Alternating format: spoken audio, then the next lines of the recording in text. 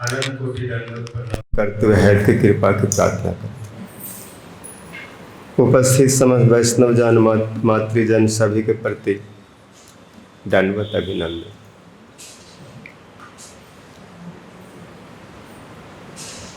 बहुत शीघ्र ही एकादशी तिथि और श्री रूप गोस्वामी पाद जी की शुभ तिरुभाव तिथि उपस्थित होने वाला है।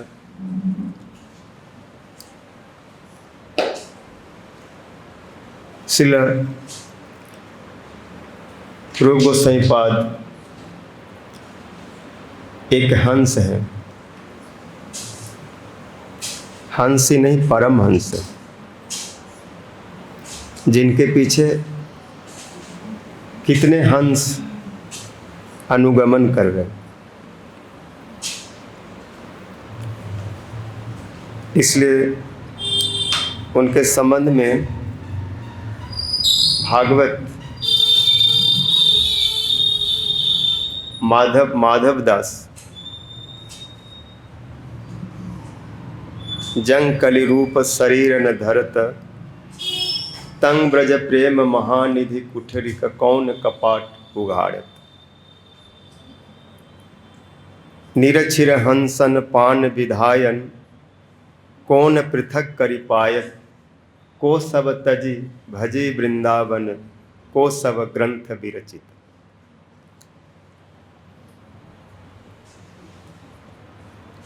बड़े विरह में व्याकुल होकर हृदय से ये शब्द उच्चारण कर रहे हैं। यदि श्रीमन महाप्रभु रूप गोस्वामी जी के हृदय में सब भाव धारण नहीं कराते, उनके माध्यम से सब भाव जगत में यदि प्रकट नहीं होता है, तो ब्रज का जो रहस्य है, ब्रज का जो गूढ़ भक्ति है, वो बंद ही रह जाता। जैसे कमरे में कुछ चीज पड़ा हो, बंद हो, जब तक उसे खोल करके देखा न जाए, दिखाया न जाए, तब तक बंद ही रहता है। तो रूप गोस्वामी जो हैं ब्रज प्रेम महानिधि के भंडारी है।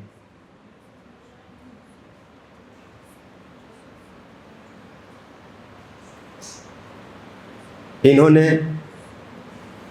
उस भाव को उघाड़ करके, खोल करके जगत में स्थापित किया, बतलाए। जबकि भक्ति सृष्टि का आरंभ से है,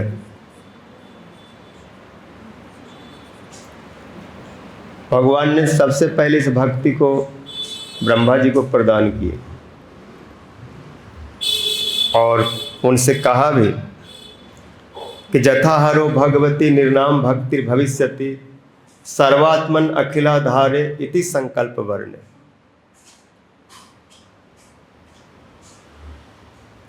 जिस किसी प्रकार से भगवान के चरणों में जीव की भक्ति हो, ऐसा संकल्प से तुम इस भक्ति को, ज्ञान को प्रकाश करो। लेकिन काल कर्म से वो भक्ति कई भक्तियों में समाहित हो गई।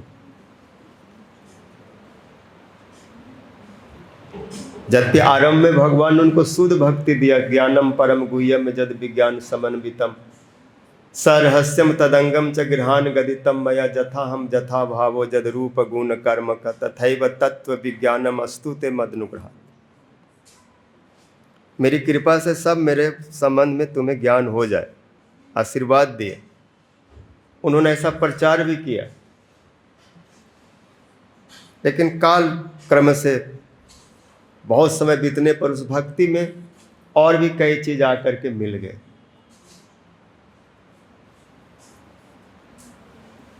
उसमें ज्ञान का, कर्म का, योग का, कामना, वासना, मुक्ति, भोग, ये सब आकर के उसमें मिश्र हो गए, मिल गए।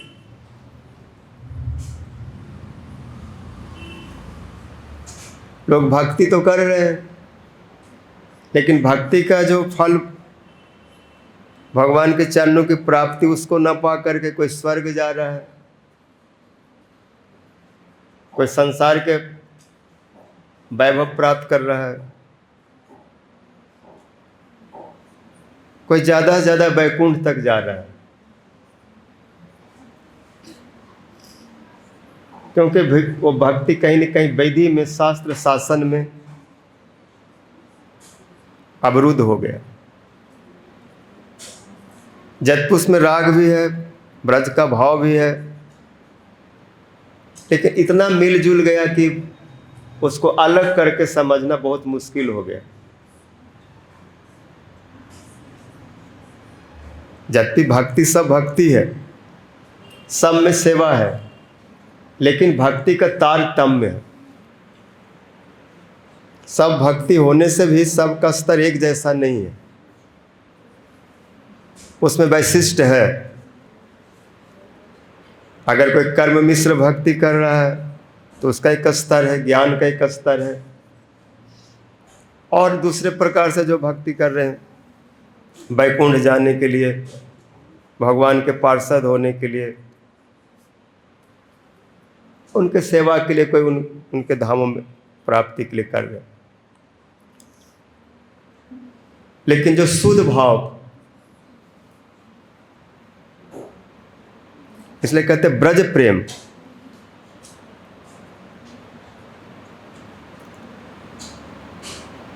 ये उसमें हिल मिल गया। इसलिए रूप गोस्वामी जी कहते हैं नीरज क्षीर हंसन पान विधाय। ब्रज का जो भाव है वो दूध के समान है, शुद्ध दूध है, और बाकी प्रकार का जो भक्ति उसमें जल जैसा है, मिला हुआ। तो पानी और दूध जब एक हो जाता है तो दूध ही जैसा लगता है। दूध में अगर पानी मिला दिया जाए तो उसको दूध ही माना जाता है, पानी को कोई समझ नहीं पाता कि इसमें पानी है। पानी भी दूध के भाव में बिक जाता है।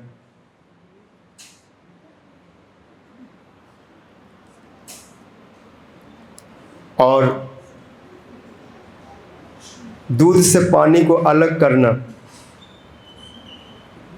इतना आसान नहीं है।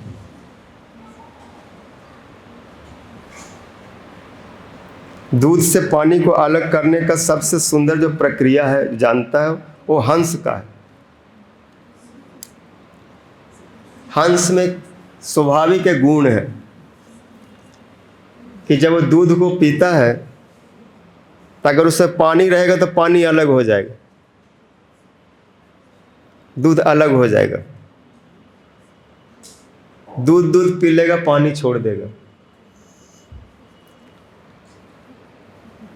तो रूप गोसाई पाद जी भी ऐसे एक हंस के समान, उन्होंने दूध का दूध और पानी का पानी अलग किया। विशेष करके भक्ति रसा में सिंधु और उज्ज्वल नीलमणि में, जहां पर वो भक्ति का दार्शनिक विवेचना करते हैं, भक्ति के एक आधार प्रदान करते हैं। भक्ति तो सभी करते हैं, लेकिन भक्ति का एक सिद्धांत, भक्ति का एक परिभाषा, एक दर्शन विचार, ये रूप गोसाई पाद जी ने किया। महाप्रभु जी की कृपा से सबसे पहले भक्ति का दार्शनिक विवेचना करने वाले कोई आचार्य है, और भक्ति ने भक्ति रस, भक्ति रस की विवेचना करने वाले वो श्री रूप गोसाई पाद जी। एक कोई मुंह से जोर से बोलने वाली बात नहीं है, ये सत्य है।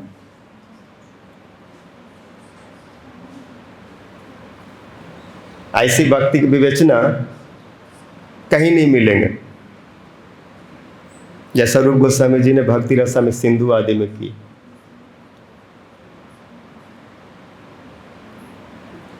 इसलिए श्री हरिराम व्यास जी इनके संबंध में जब लिखते हैं तो कहते हैं, जय जय मेरे प्राण सनातन रूप। जबकि अन्य आचार्यों के भी संबंध में जय जयकार देते हैं, उनके बारे में कुछ कहते हैं, लेकिन जब रूप सनातन की बात आती है तो उनके लिए कहते हैं कि ये मेरे प्राण हैं। किसी को बोले मेरे जीवन के औषधि है, दोनों में अंतर है। ये व्यक्ति मेरे प्राण के दवाई है, औषधि। इसका मतलब वो प्राण नहीं है, वो प्राण के लिए एक सहायक है। जीने के लिए जैसे दवाई ज़रूरत है, स्वस्थ होने के लिए, अगर कोई अस्वस्थ है तो दवाई से व्यक्ति स्वस्थ हो जाता है। तो दवाई जो है उसको जीवन धारण करने के लिए सहायता करता है। लेकिन सीधे कहा जाए कि तुम औषधि नहीं, तुम तो प्राण ही हो। तो किसी को अपना प्राण कहना और किसी को उसके औषधि कहना, दोनों में बहुत अंतर है। वो भी प्राण रक्षक होता है, लेकिन सबसे पहले प्राण होता है। जब प्राण ही नहीं तो औषधि का क्या काम है। जब आदमी जीवित रहेगा तभी तो दवाई चाहिए। तो दवाई से विशेषता प्राण की है। तो जो रूप सनातन के बारे में वो बतलाते तो कहते हैं मेरे प्राण हैं। मतलब इतना करीब है कि इससे और दूसरा कोई करीब नहीं हो सकता। क्योंकि व्यक्ति की आत्मा जो होता है, अपना प्राण, अपना जीव, वो सबसे प्रिय होता है। अगर और कोई प्रिय लगते हैं तो आत्मा के कारण। यदि हम जीवित हैं तो सब अच्छा लगता है। अगर कोई व्यक्ति शरीर त्याग दे, प्राण ही नहीं रहे, तो फिर क्या अच्छा लगेगा। तो कहते ये दोनों जो भाई हैं ये मेरे प्राण हैं। और जय हो आपकी। आप सदा जियो, सदा जियो। आप जिएंगे तो हम भी जिएंगे। अगर आप जीवित नहीं रहे तो मेरा फिर क्या होगा। प्राण ही नहीं रहेगा तो जीवन, ये शरीर किस काम का।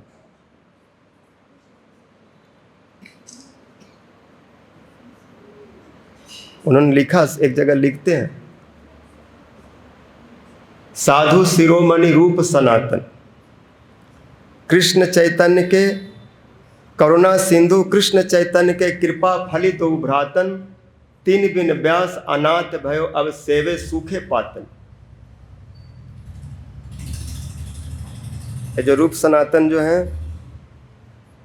ये साधुओं में शिरोमणि है, साधुओं के मुकुट है। इनसे बड़ा कोई साधु नहीं है। वो बोल रहे हैं, अपना अनुभव बता रहे। ये कौन है?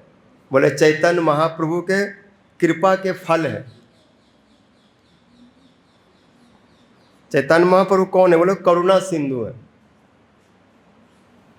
इतना करुणामय है कि उन्होंने जगत में जो भक्ति दिया वो भक्ति पूरा विश्व में फैल गया, पूरा विश्व में छा गया। आज गौर निताई को कौन नहीं जानता। उनके द्वारा प्रचारित भक्ति जो महामंत्र है, हरे कृष्णा कृष्ण कृष्ण हरे हरे, हरे राम राम, पूरा विश्व ब्रह्मांड में भक्ति गया।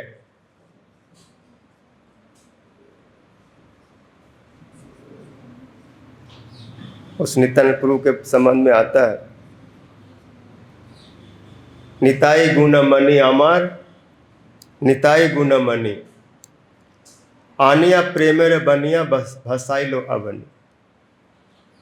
प्रेमेर बनिया लैया निताई आइला गौड़ देसे, डूबिला भगत जन दीनहीन भासे। दीनहीन पतित पामर नहीं बाछे, ब्रह्मा रे दुर्लभ प्रेम सवा कार्य जाचे। आवध करुणा सिंधु काटिया मुहान, घरे घले बूले प्रेम अमिया रे बा। लोचन बोले मोर निताय जेवा न भजीला, जानिए सुनिए सही आत्मघाती है, इत्यादि इत्यादि। बहुत इनका जीवन बात। तो इन्हीं के कृपा का फल,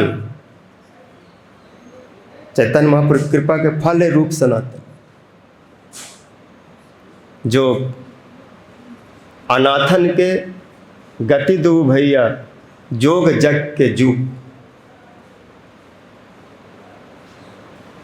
इस जगत में जिनका कोई नहीं है, जो भक्ति शून्य है, जो माया में उब डूब खा रहे हैं, ऐसे अगतियों के दोनों भाई गति है,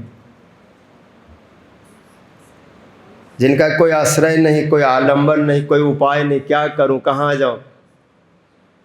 तो बोलते इन दोनों के, उनके लिए दोनों भाई विशेष करके रूप और सनातन एक गति है। कैसे गति? बोले जोग जग के जूप।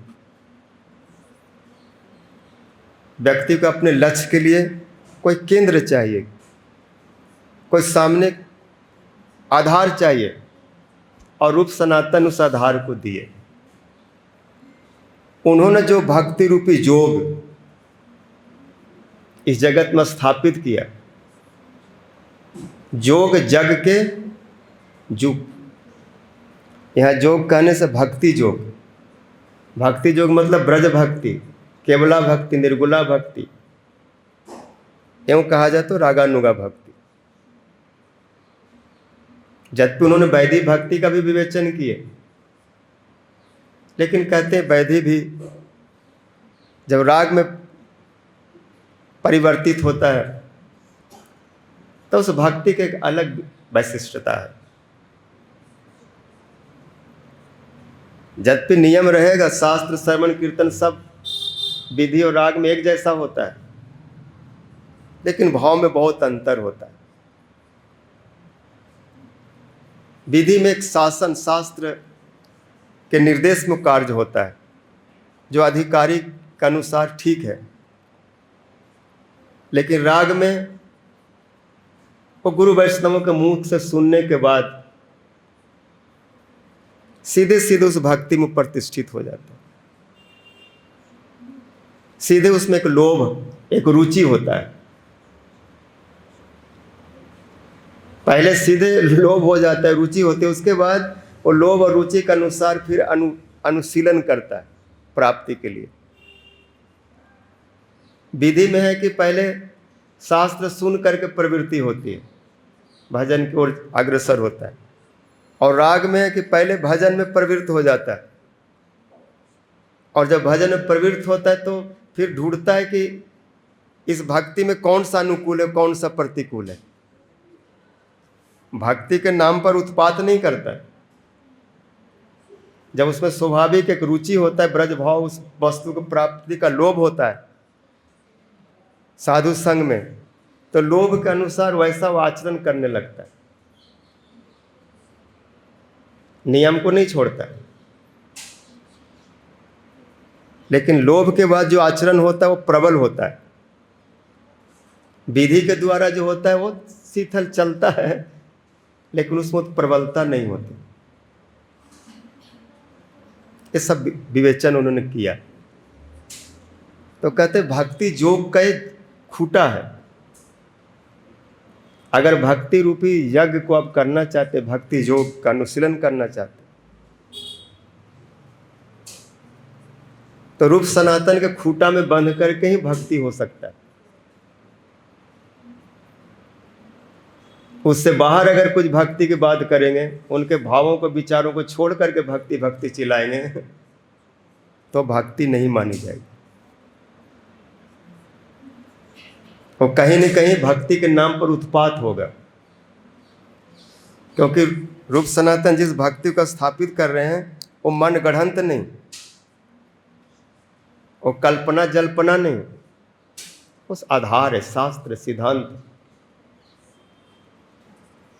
इसलिए श्रुति स्मृति पुराण आदि पंचरात्र विधि बिना एकांतिकी हरि भक्ति उत्पात एवं कल्पते। उन्होंने एकांतिकी हरि भक्ति की बात कही, लेकिन नियम के साथ। जब भक्ति रसामृत सिंधु में हर चीज़ का विवेचन करते हैं, चाहे वो विधि भक्ति का, राग भक्ति का, तो उसमें प्रमाण देते हैं। क्योंकि महाप्रभु जी का आदेश है, जो भी सिद्धांत कहेगा, जो भी विचार स्थापित करेगा, तो उसका आधार होना चाहिए। इसलिए जब कृष्ण के संबंध में भक्ति के बारे में विवेचना करते हैं, तो सबसे पहले उन्होंने आधार दिया अखिल रसामृत मूर्ति परश्रीमरा रुचिरुध तारका पाली कलित श्यामा ललितो राधा प्रियान विधुर जयति।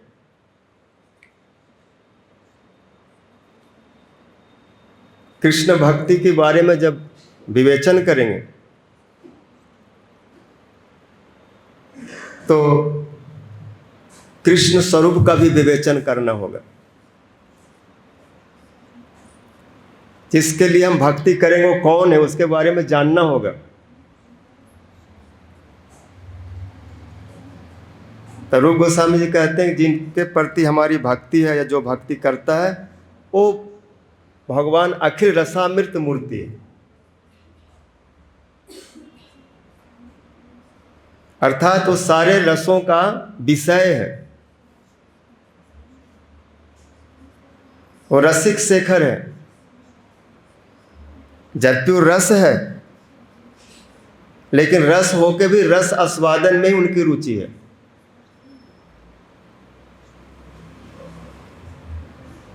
क्योंकि भगवान जो है, जैसे कोई भी भाव होगा तो दोनों तरफ से होगा।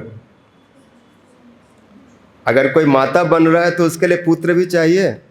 बिना बेटा कैसे माता का भाव का पोषण करेगा? तो कृष्ण उसके लिए पुत्र हो जाते हैं, विषय बन जाते हैं, माता आश्रय बन जाता है। तो माता के लिए वो पुत्र भाव रस हो जाता है। लेकिन पुत्र बन के जो माता को जो सुख दे रहे हैं, उससे भी 1000 गुना सुख वो ले रहे हैं।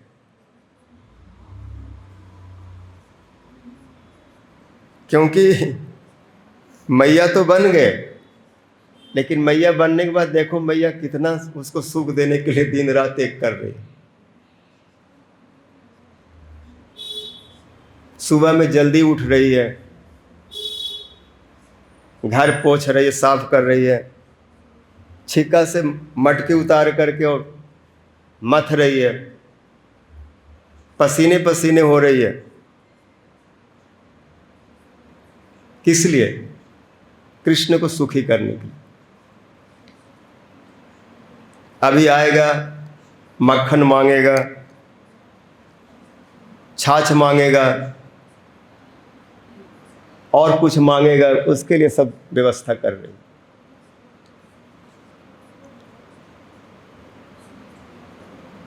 तो कृष्ण बन तो गए पुत्र,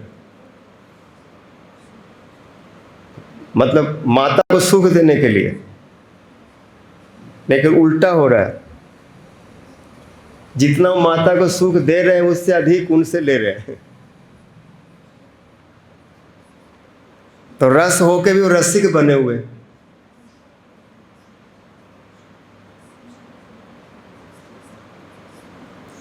भैया भी पुत्र भाव से सुख तो पा रहे हैं, उनको गोद में लेकर के लाल लड़ा करके मुंह को ऐसे ठोड़ी को हिला करके उसको भी एक बात्सल सुख मिल रहा है।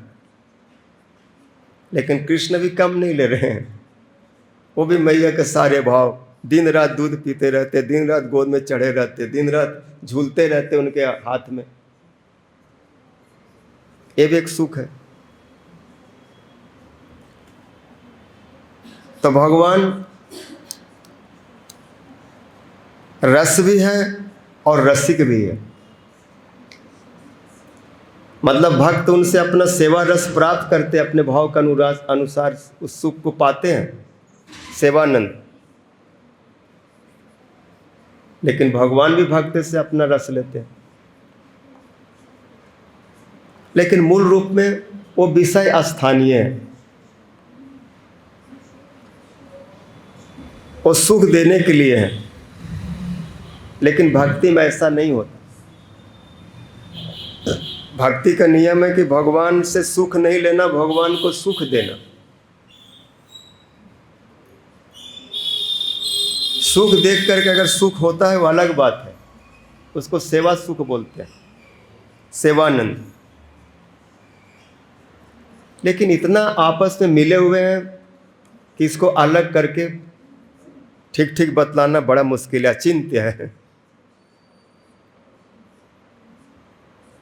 तत्व में कुछ है, रस में कुछ है। तत्व में रस है, लेकिन रस होकर के उनको सुख नहीं है, इसलिए अपना रस भाव को छोड़कर रसिक बन रहे हैं। मतलब मैं रस हूं, लेकिन अपने रस से मैं सुख नहीं हूं, सुखी नहीं हूं। जैसे रस का गिलास, रस, और बोले हमको रस पिला दो, बड़ा विचित्र लगता है ना। एक रस और कहता है हमको रस पिला दो। कृष्ण का स्वरूप में से वो रस है, लेकिन रस होके बोलता है कोई रस पिला दो।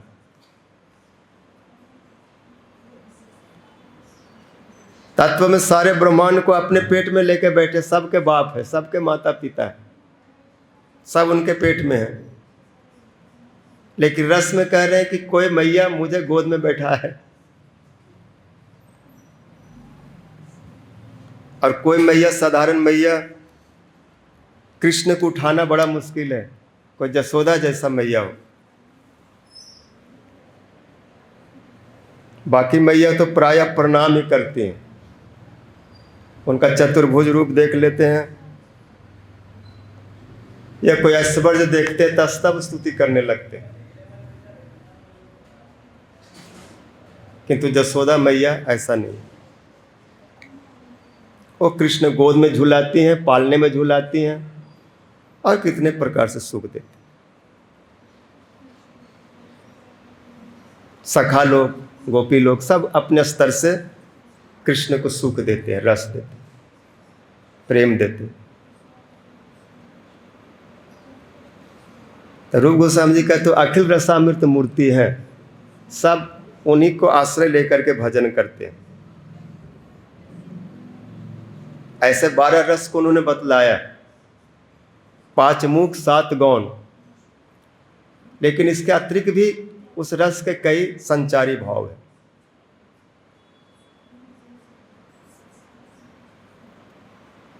जो एक तरह से जब संचारी भाव आता है तो उतना समय के लिए वो अस्थाई जैसा ही कार्य करता है, भले वो संचारी है।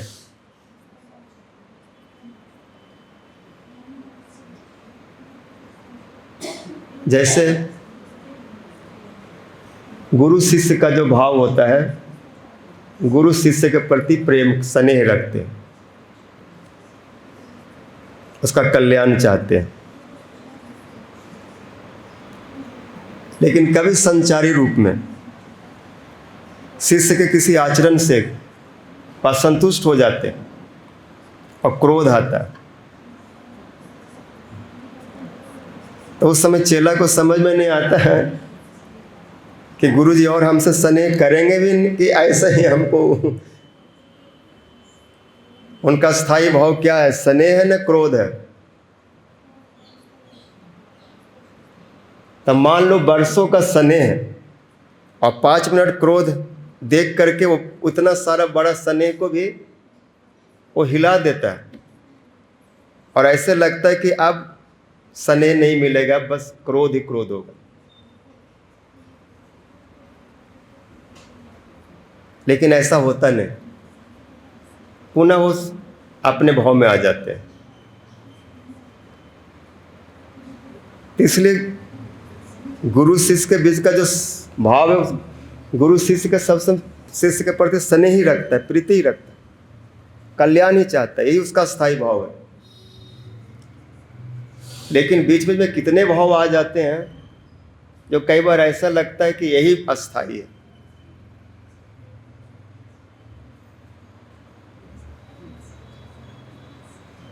ऐसा बहुत होता है।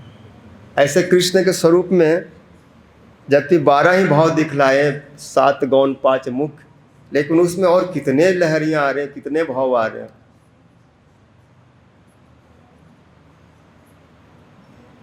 हजार हजार भाव की वैरायटी से इस भगवान के बनाई इस माइक सृष्टि में देखो कितने प्रकार के रंग हैं। ऐसे तो मुख्य रूप से थोड़ा बदलाए, लेकिन बहुत है। तो ऐसे भगवान अखिल रसामृत मूर्ति, कितने भी रस होंगे सबका वो आश्रय है, विषय है, सब उनका भजन कर सकते। लेकिन इन रसों में तारतम्य है।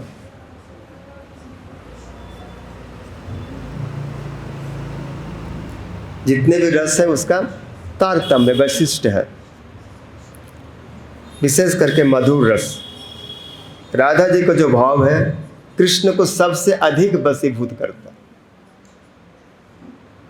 ऐसे कृष्ण सभी भाव के द्वारा वशीभूत है, लेकिन राधा प्रयाण विधुर जयति। इस सब विश्लेषण किया उन्होंने, तारतम्य दिखलाए और बोले इस भक्ति को पाने का सबका जो आधार है, कोई भी भाव वाला होगा उसको अन्याभिलाषिता शून्य होकर भजन करना होगा।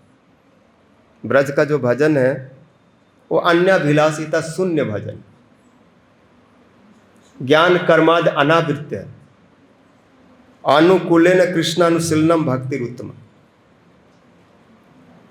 केवल कृष्ण का अनुशीलन और कुछ नहीं, वो भी अनुकूल भाव से,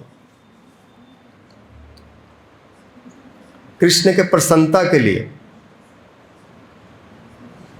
हमारा अनुशीलन कृष्ण को रुचिकर हो, और अगर रुचिकर ना भी हो तो भी चलेगा। कृष्ण के हितकर हो, कृष्ण के लिए प्रिय कर हो, भले कृष्ण को अच्छा न लगे। जैसे कोई बच्चा अगर उसको करेला दे दो, नीम का पत्ता दे दो तो फेंकने लगता, नाराज होता है, अच्छा नहीं लगता। अब माँ अगर ये देखे कि बच्चा को अच्छा नहीं लग रहा है, इसको हर समय रबड़ी खिलाते रहो और शरीर में फोड़ा फुंसी हो रहा है, तो माँ ऐसा नहीं कर सकती। इसको रबड़ी अच्छा लगे तो रबड़ी देगा, ऐसा नहीं करेगी। जिससे उसका अच्छा होगा वही माँ करेगी। अगर करेला या नीम को पसंद नहीं भी करे तो एक थप्पड़ लगा करके उसको रुला करके खिलाएगी। भले बाहर से देखने में लगे कि कौन सी प्रीति है, ये तो बच्चा के प्रति शत्रुता है।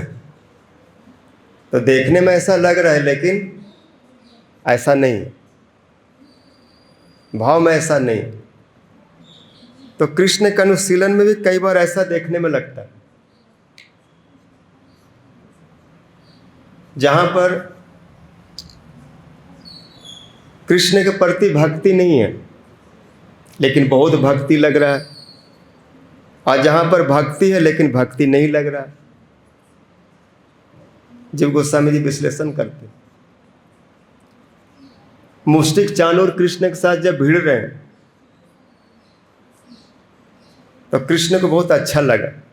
बलदेव प्रभु बड़े प्रसन्न हुए, क्योंकि दो वीर जब खुले प्रांगण में, खुले भूमि में, युद्ध क्षेत्र में, मल्ल क्षेत्र में लड़ते हैं, मल्ल युद्ध करते हैं, और जब दर्शक ताली बजाते हैं उनके उस दांव पेच पर, तो जो वीर जीतता है उसको बड़ा आनंद मिलता है, क्योंकि उसकी चेष्टा से उसकी महिमा बढ़ती है। क्योंकि प्रतिद्वंदी होने से तो पता चलता है कि कौन कितना पानी में है, किस में कितना दम है। तो यहाँ पर जब मुष्टिक चाणूर के साथ भिड़ रहे हैं तो कृष्ण बलदेव जी को बड़ा आनंद आ रहा था, क्योंकि सब मथुरा वाले लोग ताली मार रहे थे, जय हो कर रहे थे। तो कहेंगे देखो मुष्टिक चाणूर कितना भक्ति कर रहे हैं इनके प्रति, इनके महिमा को कितना बढ़ा रहे हैं। तो देखने में लगता है बहुत भक्ति है इनके कृष्ण बलदेव के प्रति। इसको बोलते अति व्याप्ति। ये अति व्याप्ति दोष है। बहुत भक्ति लग रहा है, बहुत भक्ति, लेकिन बहुत भक्ति नहीं है। क्योंकि मुष्टिक चांद कृष्ण से भिड़ रहे हैं, इसलिए नहीं कि इनकी महिमा बढ़ जाए,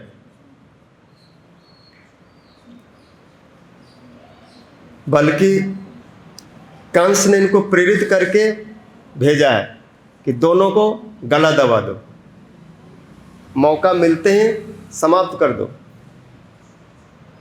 लेकिन उनको मौका नहीं मिल रहा है। ये इतने अच्छे खिलाड़ी हैं, इतने अच्छे उस्ताद हैं कि इनको कोई दाव भी नहीं मिल रहा है कि उसको पटक दे और हरा दे, मार दे।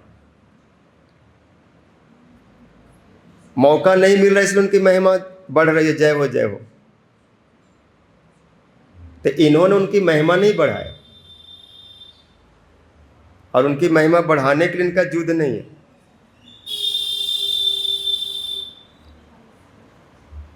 इसलिए इसमें भक्ति दिखने पर भी भक्ति नहीं है, अति व्याप्ति लग रहा है, बहुत भक्ति है लेकिन भक्ति नहीं है। और एक जगह ऐसा लग रहा है अव्याप्ति, भक्ति नहीं है।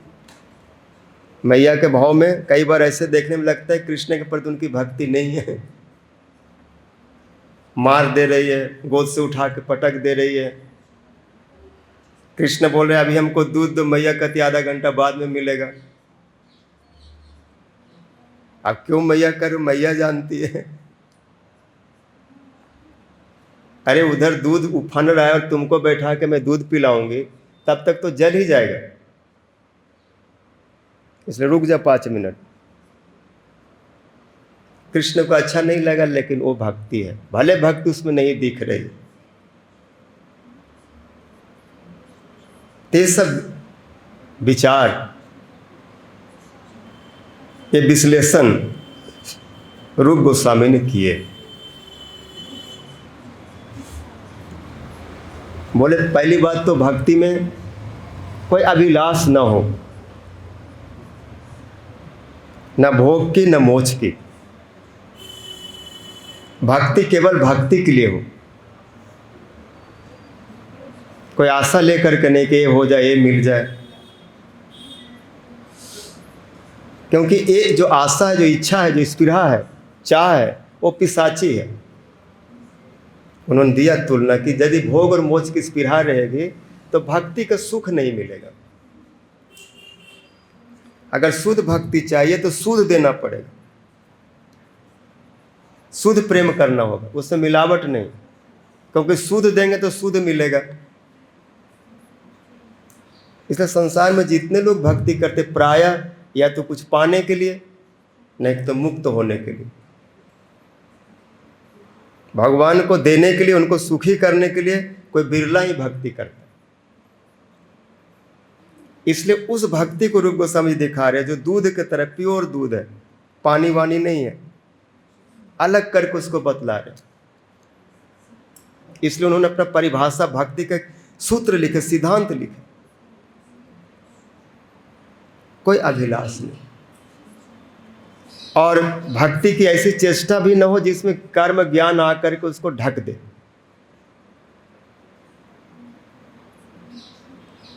भक्ति वाले को जो भी क्रिया होगा वो भक्तिमय होना चाहिए,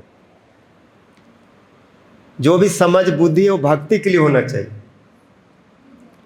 ऐसा कर्म नहीं और ऐसे बुद्धि नहीं जो भक्ति को डुबा दे, ढक दे। इसलिए जो भक्ति करते हैं वो बड़ा सोच करके कार्य करते हैं।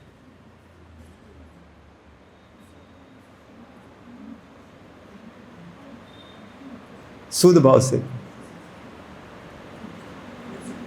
शायद नरोत्तम दास ठाकुर जी कौन थे जो कोई आया उसको पानी पिलाने लगे और लोकनाथ गोस्वामी बोले कि घर चला जा, डांटने लगे।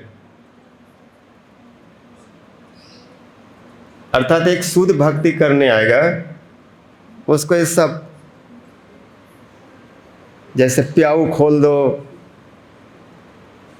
कुछ अन्य क्षेत्र खोल दो, कुछ दान पुण्य करो। एक कोई व्यक्ति आया नवद्वीप में, वो डॉक्टर था, तो गौर किशोरदास बाबा जी महाराज से बोले कि मैं यहाँ पर एक डिस्पेंसरी खोलकर, एक औषधालय खोलकर लोगों की सेवा करना चाहता हूँ, भजन भी करूँगा, सेवा भी करूँगा। तो बाबा महाराज बोले कि जो शुद्ध भजन करते हैं उनके लिए भजन के अतिरिक्त और कुछ सेवा नहीं है, वो भजन ही करते, बस भजन के साथ में 50 चीज नहीं जोड़ देते, क्योंकि दूसरे चीज में उलझने पर शुद्ध भक्ति भाग जाती है। उनको शुद्ध भक्ति तो बहुत सूक्ष्म विचार करना होता है। जो सचमुच में शुद्ध भक्ति करना चाहते हैं उनके भक्ति के अतिरिक्त कुछ नहीं। जैसे रूप सनातन है, सब जीव गोस्वामी जो भक्ति किए हैं, लोकनाथ गोस्वामी आदि सब गुरु वर्ग, ऐसी भक्ति, ऐसा कर्म वहाँ पर नहीं मिला है उसमें जोड़े जो भगवान की सेवा से दूर ले जाता, घूम करके आता।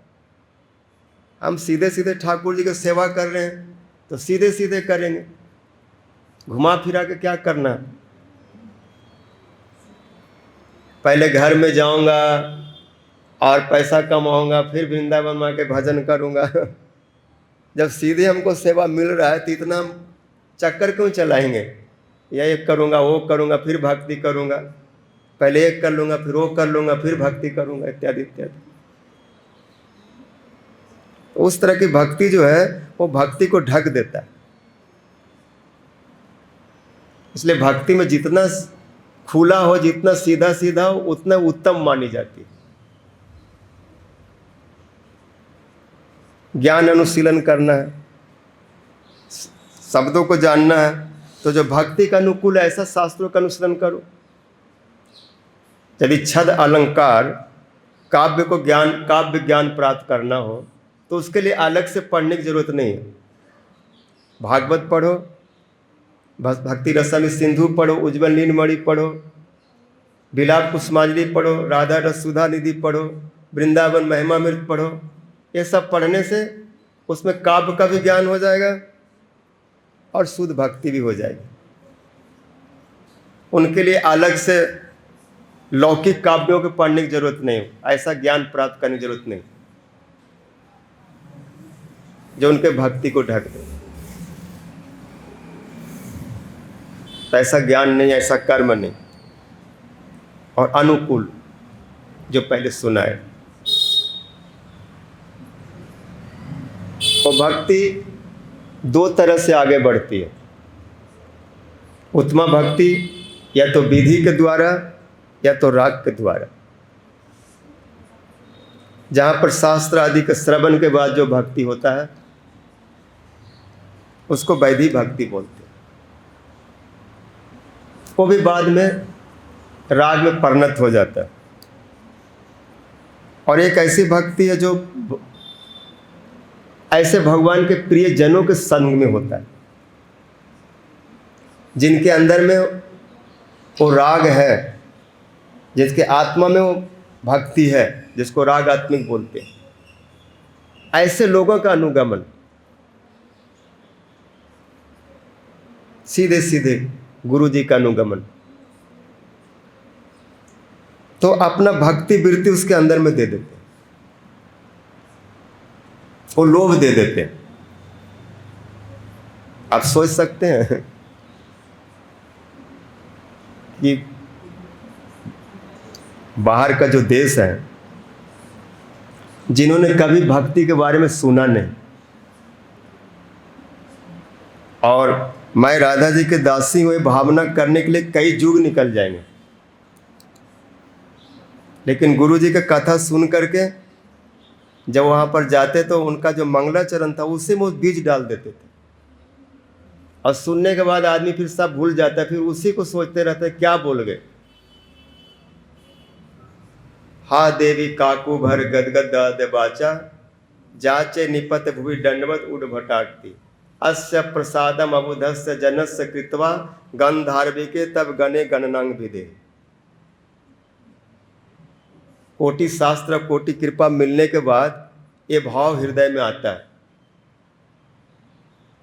और रूप गोस्वामी जी के इस भाव को अगर कोई पहले ही पकड़ लिया, पहले प्रणाम में उसको पकड़ लिया, तो समझ लो कितना सीढ़ी चढ़ गया, उसके बाद तो कुछ है ही नहीं।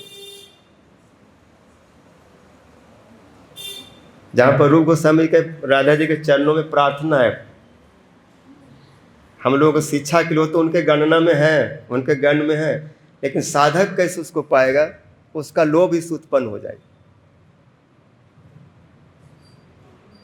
कोई अनपढ़ गवार अशिक्षित कुछ नहीं जानता है, और राधा जी के चरणों में जाकर कैसे गिर पड़ेगा, लौटने लगेगा, रोने लगेगा गदगद वाणी में, हा देवी काकू भर गदगद बाचा, जाचे निपत भूवि दंडवत उठपटा, अस्य प्रसादम अबुधस्य जनस्य कृत्वा, गांधार्विके तब गणे गणनांग विदे। तो एक ही शब्द में सारी धारणा टूट गई और उसके मन में भाव आया कि मैं भी उनके गणों में कब गिना जाऊंगा, कब मेरा दिन होगा। और गुरु जी ऐसे एक दो प्रणाम बोलते थे, तवैवास्मि न जीवामि त्वया बिना, इति विज्ञाय राधे तम नय माम चरणांति। तो जहां पर लोभ प्रथम श्रवण से रुचि उत्पन्न हो जाए, हृदय में राग आ जाए, ब्रजेर निर्मल राग सुनी भक्तगण, राग मार्ग भजे जैन छाड़ी धर्म कर्म। रूप गोस्वामी जी का ये विशेषता है, उसमें से एक चीज अलग की है। विधि में तो सब कर रहे हैं, श्रवणम कीर्तनम, विधि के 64 जो अंग है सब बतलाए, क्योंकि सब प्रकार का अधिकारी प्राय इसी तरह के ज्यादा लोग होते हैं। लेकिन उसमें जब अपने भाव का, अपने विशेष चीज का वर्णन करते तो उनको अलग किए, शास्त्र का आधार दिए, और बोले जितना भी भक्ति है, चाहे विधि है, राग है, उसका दो पक्ष है। फिर भागवत को प्रमाण लिए, गोपिया कमाद भयाद कंसो द्वेषात चेदा दया निरपा, वृषणीय संबंधा स्नेहा जुजम भक्तया वयंग विभो। गोपियों का जो भक्ति है वो काम रूपा प्रेम, उसका जो अनुगमन होता है उसको कामानुगा, उसमें भी विचार दिए, बहुत विश्लेषण किए, तद भाव और इत्यादि इत्यादि। फिर संबंध रूपा में ब्रजवासियों को लिए, जबकि वृषणी भी संबंधी हैं लेकिन वो ऐश्वर्य ज्ञान वाले हैं, वो भगवान के भगवत्ता देख करके झुक जाते हैं, उनका भाव दब जाता है। लेकिन बाबा मैया ब्रजवासियों का जो प्रेम है वो कितना भी अपनी भगवत्ता दिखाए, इनका प्रेम ऊपर रहता है, इनका संबंध कभी छोटा नहीं होता। कृष्ण ने गिरिराज उठा लिया तो क्या हो गया, मेरा सखा ने उठाया ना, इसलिए उसका पैर थोड़ी मैं छूऊंगा, बल्कि मधुमंगल बोलता है पैर छू के आशीर्वाद ले लो, मेरा कृपा से तूने इतना बड़ा काम कर लिया। क्योंकि जिसका मधुमंगल जैसा मित्र हो, ब्राह्मण का छोरा, तो उसका सखा को तो बलशाली होना ही पड़ता है, क्योंकि हम रोज तुमको आशीर्वाद देते हैं। तो कहने का मतलब है कि उनकी भगवत्ता देख करके उनके धूली नहीं उठाते अपने सिर पे, बल्कि और अपनी धूली देते कि और तुम्हारा ताकत बढ़ जाए, और तुम्हारा मंगल हो, और तुम कल्याण करो, बलशाली बन जाओ, इत्यादि इत्यादि। बाकी बाहर के जितने भी भक्त हैं भगवान की भगवत्ता देख करके उनके चरणों में सिर रख देते। तो ब्रज का जो संबंध है और जो काम रूपा जो भक्ति है वो विलक्षण है, उसको रूप गोस्वामी जी अलग एक दिशा दिए और उसके इतना सुंदर रूप से विवेचना किए। इसलिए कहा गया नीरचिर हंसन पान विधायन कौन पृथक करि पाए, वृंदावन की सहज माधुरी भक्त सभा के भूप, प्रेम सुधा के कूप, करुणा सिंधु अनाथ बंधु भक्त सभा के भूप। भक्ति भागवत मति आचार्य कुल के चतुर चमुक, इनके लिए इतना विशेषण दे रहे हैं। बोले प्रेम सुधा के कुआं है। कुआं इसलिए बोले क्योंकि वहाँ पर छंद में कूप शब्द नहीं बनने से तुकबंदी नहीं बनेगा, लेकिन कुआं नहीं, ये समुद्र है, रस के समुद्र है। वृंदावन का जो सहज जो रस भाव है, इनके बिना किसको मिला, कौन जानता था। वृंदावन सहज माधुरी रूप सनातन बिनु को पावे, प्रेमा नामाद्भुता अर्थ सरमन गथा कस्य नाम नाम महिमना। ये सब प्रेम नाम धाम, ये सब राधा जी के भाववादी सब कौन जानता था। उनके अनुगत होकर कैसे भजन होता है, उनके वर्णन करने के बाद आचार्यों ने उसको ग्रहण करके रस्सी का नन बन के उस भक्ति को प्राप्त की। बात को जितना घुमा दो उसको उल्टा करने से उल्टा नहीं होता, सत्य तो सत्य ही होता है। इसलिए प्रबोधनपाद जी 1000 बार 100 बार कहते, गौर के बिना कौन। प्रेमा नामाद्भुतार्थ सर्वन पथगत कस्य नाम न महिमना, को बेता कस्य वृंदावन विपिन महामाधुरी सी प्रवेश, को बा जानाति राधंग परम रस चमत्कार माधुर्य सीमा, मेकस चैतन्य चंद्र परम करुणया सर्वम आविष्चकार। करुणा करके सब पूरे विश्व में इस चीज को दिए। इसलिए आचार्य कुल के इस परंपरा के बड़े चतुर सेनापति हैं, भक्त सभा के भूप है, रसना के रसतूप है, जहाँ से रस की हजारों नदियाँ प्रवाहित होता है। जैसे पर्वत से नदियाँ प्रवाहित होते हैं, रूप सनातन सारे रस प्रवाहित हो रहे। कली के लिए धूप, कली रूपी सूर्य को धूप को शांत करने के लिए इनके चरण छाया के समान है। चरण कमल कोमल रज छाया, मेटत कली रवि धूप। कलयुग का जितना संताप है ताप इनके चरण में आश्रय लेने से मिट जाता है। व्यास उपासक सदा उपासी, श्री राधा चरण अनु। राधा जी के चरणों को जो जिनके कोई तुलना नहीं है, उनकी सदा उपासना करने वाले रूप सनातन बहुत कुछ दिए।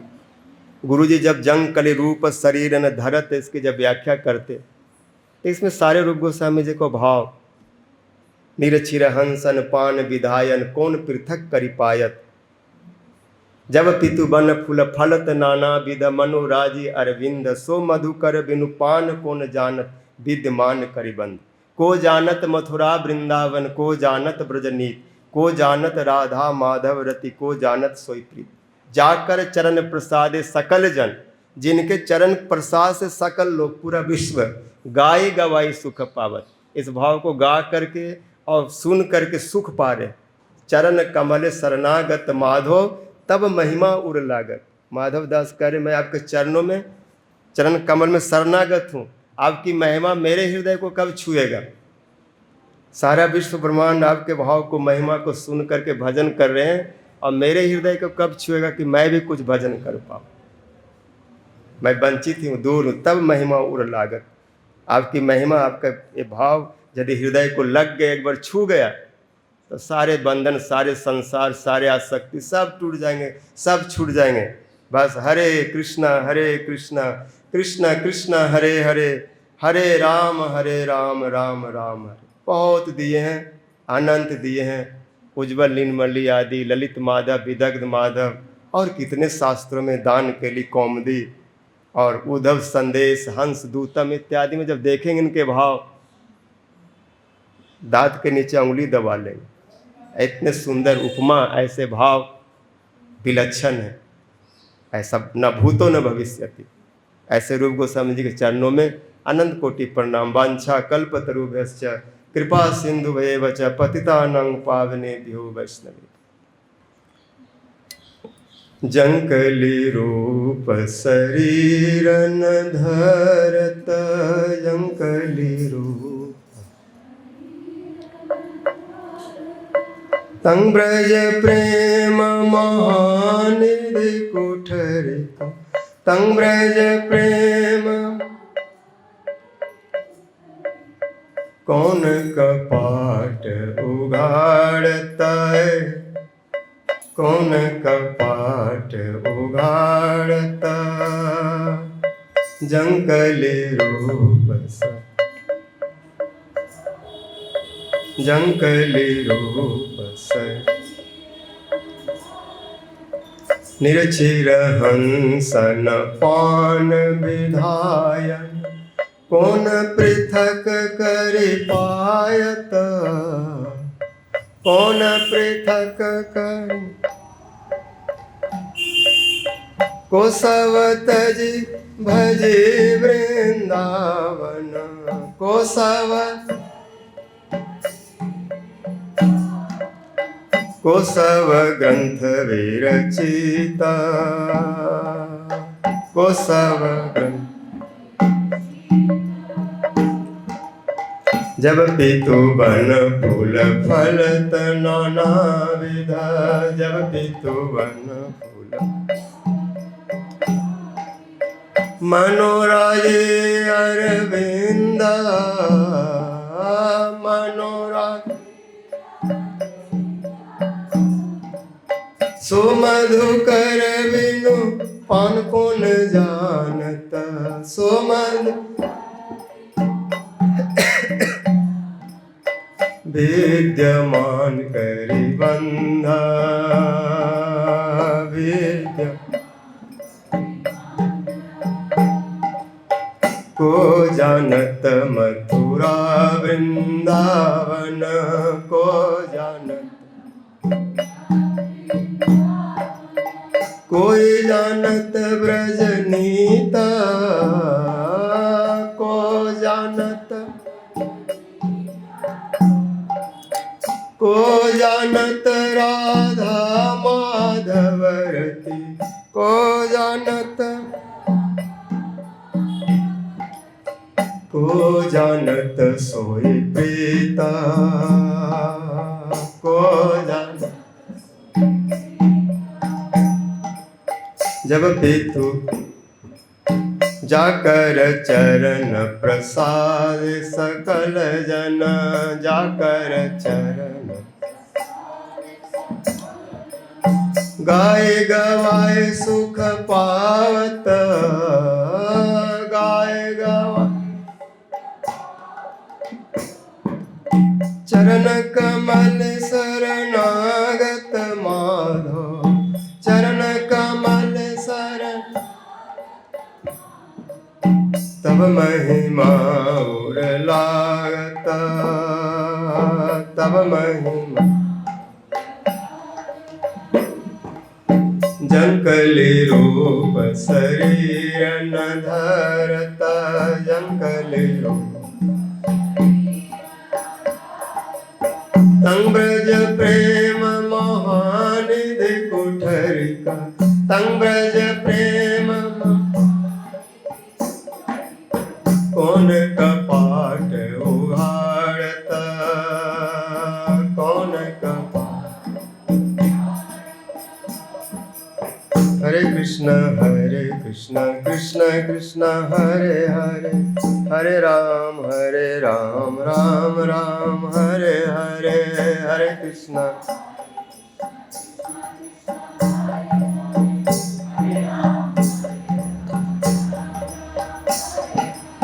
हरे कृष्ण कृष्ण कृष्ण हरे हरे, हरे राम राम राम हरे हरे, हरे कृष्ण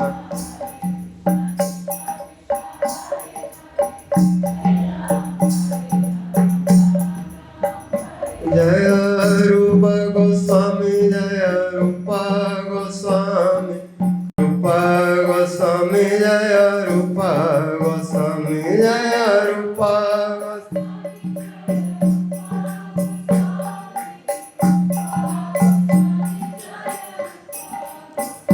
निताय गौर हरि बोल, हरि बोल, हरि बोल, हरि बोल, निताय